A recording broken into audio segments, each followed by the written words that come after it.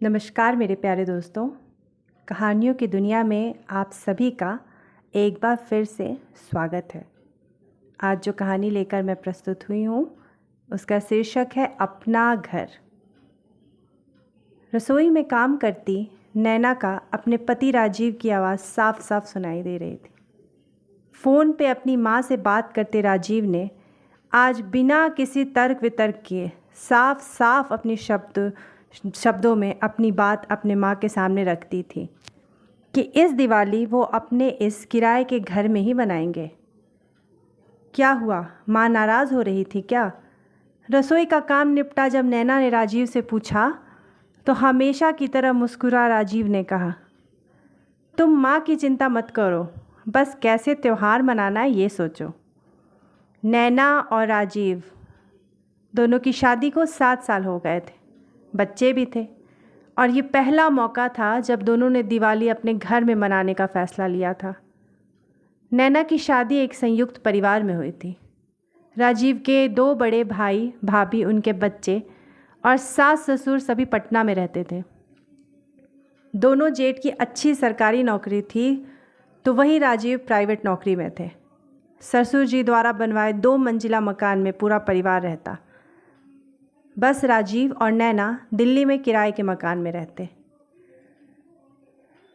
कई बार राजीव ने सोचा अपना फ्लैट बुक कर ले, लेकिन दिल्ली जैसे महानगर में इतना आसान कहाँ होता है अपना आशियाना बनाना।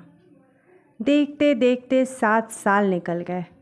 इस बीच जब भी दिवाली या होली का त्यौहार आता, सासू माँ जिद कर बैठती पटना आने को।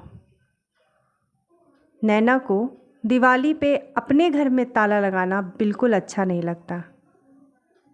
साल भर घर के मंदिर में दिया जलाने वाली नैना के घर का मंदिर दिवाली के दिन अंधेरे में रह जाता।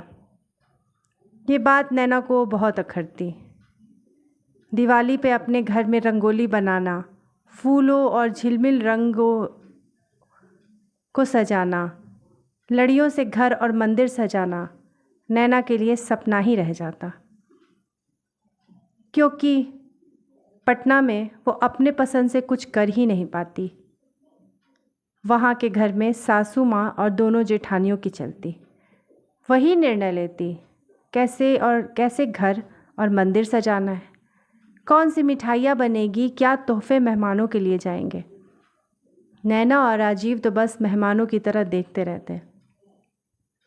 अभी पिछली दिवाली की ही तो बात थी। नैना ने अपने पसंद से रंगोली बना दिया तो बड़ी जेठानी जी नाराज़ उठी।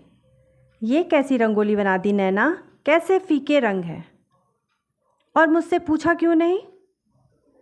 कितने समय से डिज़ाइन सोच के रखा था, त्योहार का तो सारा मज़ा ही ख़राब कर दिया तुमने। जेठानी जी की तीखी बोली सुन नैना की आंखें भर आई। राजीव भी वही कोने में बैठे थे। अखबार पढ़ते राजीव से जब नैना की नज़रें मिली तो राजीव खुद अपराध बोध से भर उठे। त्योहार के दिन बात ना बढ़े इसलिए डबडबाई आंखों से नैना ने अपनी बनाई रंगोली कपड़े से पोंछ दी। राजीव नैना के दिल की बात को समझता था, साथ ही अपनी भाभी के इस बर्ताव से दुखी भी हो गया था। अब तो बच्चे भी कहते हैं, पापा दिवाली अपने घर पे मनाओ, पटना मनाने नहीं जाएंगे क्योंकि वहाँ ताई जी सिर्फ डांट ही लगाती हैं। इच्छा तो राजीव की भी होती, लेकिन जब भी कुछ दबे स्वर में अपनी माँ से जिक्र करता तो वो नाराज़ हो जाती। कहती, दिवाली का त्यौहार भी कहीं दूसरों के मकान में बनाया जाता है? अरे लक्ष्मी जी का स्वागत तो अपने घर में होता है। अब कैसे समझाता राजीव अपनी माँ को कि चाहे किराया कहीं सही, घर तो वो भी है जहाँ नैना साल भर दिया जलाती है, जहाँ आज भी 1 तारीख को सबसे पहले लक्ष्मी जी को भोग लगाया जाता है, जहाँ हर छोटी बड़ी खुशियाँ नैना और राजीव ने उसी घर में तो मनाई है। इस बार भी दिवाली का त्यौहार पास आ रहा था, लेकिन इस बार राजीव ने भी निर्णय ले ही लिया था कि ये दिवाली वो अपने इस घर में अपने तरीके से मनाएगा। तो कब निकलना है राजीव? पटना के लिए? पैकिंग भी तो करनी होगी। नैना ने जब राजीव से कहा तो राजीव ने कहा, नहीं नैना, इस बार हम दिवाली पे पटना नहीं जा रहे। देर से ही सही, लेकिन मैंने निर्णय ले लिया है। इस बार की दिवाली हम यहाँ अपने इस घर में मनाएंगे। राजीव की बात सुन एक बार तो नैना को विश्वास ही नहीं हुआ। लेकिन राजीव, माँ जी, नैना तुम माँ की चिंता मत करो, मैं उनसे बात कर लूँगा। और फिर छठ पूजा के लिए तो हम सभी पटना जाएंगे ही। बस लक्ष्मी पूजा हम अपने इस घर में मनाएंगे। और सिर्फ इस साल नहीं, आने वाले हर साल हम अपने इसी घर में लक्ष्मी पूजा मनाएंगे। चाहे किराया कहीं सही, पर ये घर तो अपना ही है।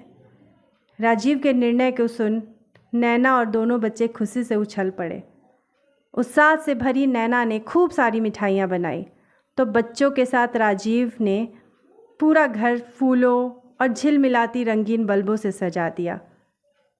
शादी के बाद ये पहला अवसर था जब दिवाली का त्यौहार नैना और राजीव अपने बच्चों के साथ अपनी इच्छा से कुछ कर रहे थे।